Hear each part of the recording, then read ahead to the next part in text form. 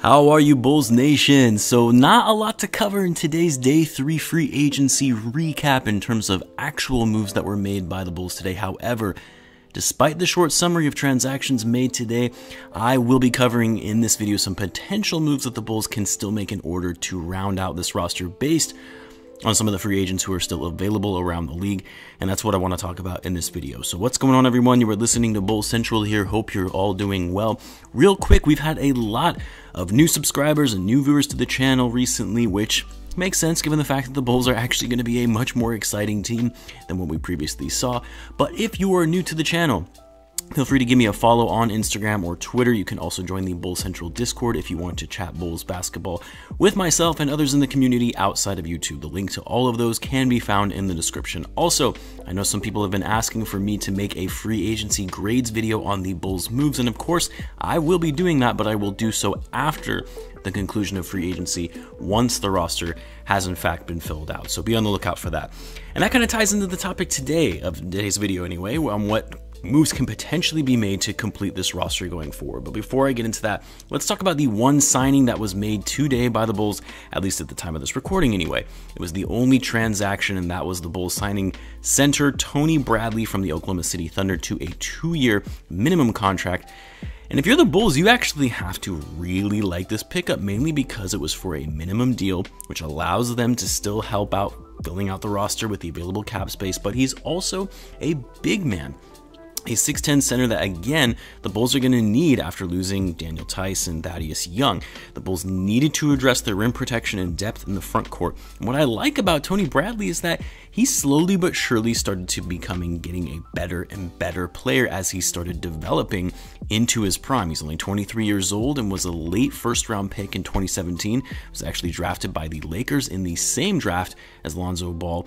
He was the number 19 overall high school recruit coming into college and played for North Carolina, so there was a lot of promise surrounding this kid coming into the league. And he's been fairly underwhelming to start off his career, but had one of the best seasons of his career last year, averaging 7.1 points per game, 5.7 rebounds on 66% shooting, and 0.8 blocks per game, which is actually a very high block rate when you factor in that he only averaged 16 minutes per game. So this is a very solid pickup as a backup center behind Vucevic. Obviously not the same caliber of player as Daniel Tice or Thaddeus Young, but for a minimum deal at just a little over $1 million a year, you can't really be too upset by this move. Now, the Bulls free agents that still remain to either be re-signed by the Bulls or signed with another team, you have Felicio, Denzel Valentine, and of course, Lauri Markkanen, who is a restricted free agent. Javonte Green and Devon Dotson are also restricted free agents, as well as the Bulls offer them qualifying offers for the minimum. I actually expect that Dotson likely won't be receiving any offers from another team to where the Bulls would need to match and will likely sign the Bulls qualifying offer sheet. Javonte Green is still a bit of a question mark because he may get a couple of small offers from some teams who are looking for a hard-working guard off the bench. Otherwise, he may accept the Bulls qualifying offer. But Lauri Markkanen is the biggest question mark here. What is going to happen to Lauri? We know that the Bulls extended him a qualifying offer, which is for $9 million for the one season. So he does have the ability to sign that, but of course Markkanen is hoping for a much bigger contract and is holding out until he grabs himself that big payday, which of course the Bulls would have the ability to match in order to retain him, but I have a hard time seeing them matching any offer that he does receive. Now, there was a report that came out from the Real GM that part of the reason why Lauri Markkanen was not included in that sign-and trade for DeMar DeRozan was that Markkanen was seeking a contract beyond what the Spurs were willing to offer, which, if that is true, that could truly come back to bite Lauri, as he very well may be forced to take a lower offer now that was potentially given it by the Spurs. Dare I say it, even forced to take the Bulls qualifying offer. I mean, the more that this drags out, in Lauri not being able to find a team that will give him what he's looking for, it just shows more and more that maybe the interest that was expected from Lauri Markkanen just wasn't there as much as him and his agent thought. I do think Markkanen will be able to get a contract and find something in the range of $15 million, but he's not going to be able to get the $20 million that he is suspected to be looking for. Now let's talk about some of the available free agents that are still on the market that could potentially be options for the Bulls, whether through a straight signing or through a sign and trade. Now I think for the Bulls, the focus has to be on adding some front court depth, given the roster right now is a bit on the smaller side in terms of size. Now, of course, some of the more notable free agents that have not signed with a team but are not going to be options for the Bulls unless Arturas pulls off some kind of insane sign and trade, blowing up the roster that he just constructed.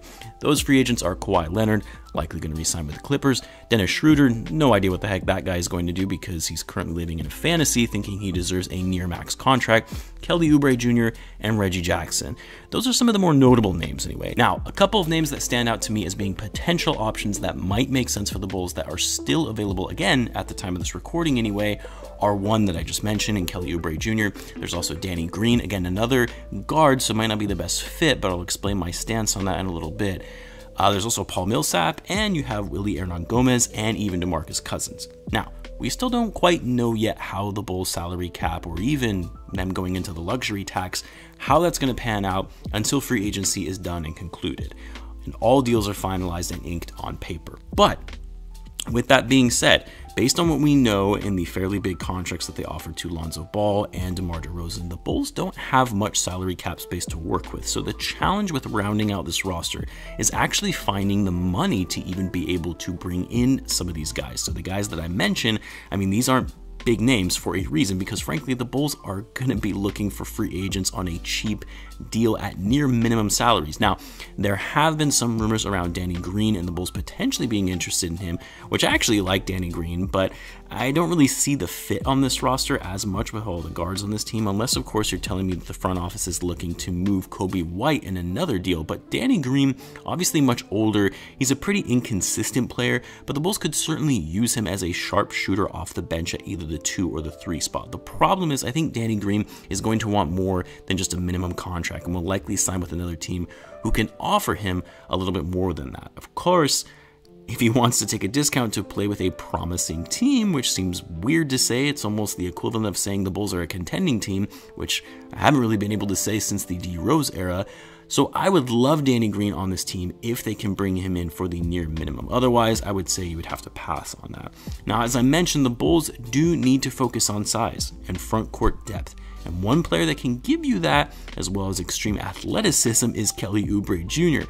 I've never really been a fan of Oubre's game just because he doesn't strike me as the smartest basketball player and he gets very lazy on defense. A very talented player and he can get you some points in a hurry, but more often than not, he can really be seen as a liability when you have him on the court. And the Warriors experienced that firsthand this past season. But Oubre, he is young, he's only 25, he was a top-ranked player coming out of high school. He could still have the potential in the right environment, but again, likely not an option for the Bulls, as some team will give him more than what the Bulls would be able to afford. Then, of course, you have Paul Millsap, who I actually think would be a great fit for the Bulls on a veteran minimum deal. I have to stress, a veteran minimum. Him, coming in, being another option as a backup 4 or 5. Obviously, he was one of Arturas' first big free agent signings in Denver back in 2017. And of course, Millsap is getting up there in age, not the same all-star player we used to see back when he was with the Hawks. He's 36 years old, but can still be a mildly productive player. He scored 9 points per game, 4.7 rebounds on 47% shooting last season. He's still a decent defender as well. Again, I would love bringing in Millsap on a veteran minimum 1-year deal just to give the roster some more depth. Anything more than a 1-year deal or above the minimum at this stage in Millsap's career just doesn't make any sense. And then you also have Willy Gomez, who, like Millsap, unlike, I guess I should say, Millsap, is a much younger option as a big man. He's only 27, still a very serviceable center who can get you some boards and interior scoring. Not as good of a defender as Millsap is, and even at his age, but if you can get him for cheap on a short-term deal, I do think this is a decent option to give you some extra depth. And then finally, you have Demarcus Cousins, probably the most unlikely of these because it's safe to say that Cousins' career is slowly dwindling. He just, he shows flashes here and there of power and strength inside like we used to see, but overall a bit too injury prone, not as quick as he used to be, and there's a reason he's been bouncing from team to team in these final years of his career. And I'm not even too sure if paying him the veteran minimum would make sense for the Bulls to have him come off the bench behind Vucevic. But like the other ones that I just mentioned, these are other guys, other options to give the Bulls some more front court depth if they do start running out of options and are looking for cheap ways to bring in some players who are still serviceable options off the bench. Anyway, heading into day 4 of free agency tomorrow, I know we're still waiting and watching to see what this front office is going to do to fill out the remaining roster spots. Particularly, I'm sure most of us are curious as to what will happen with Lauri Markkanen. As always, I will keep you guys updated with any news that breaks. And of course, be sure to subscribe, join the Discord. All that can be found below. Thanks again for tuning in, guys, and I will catch you in the next one.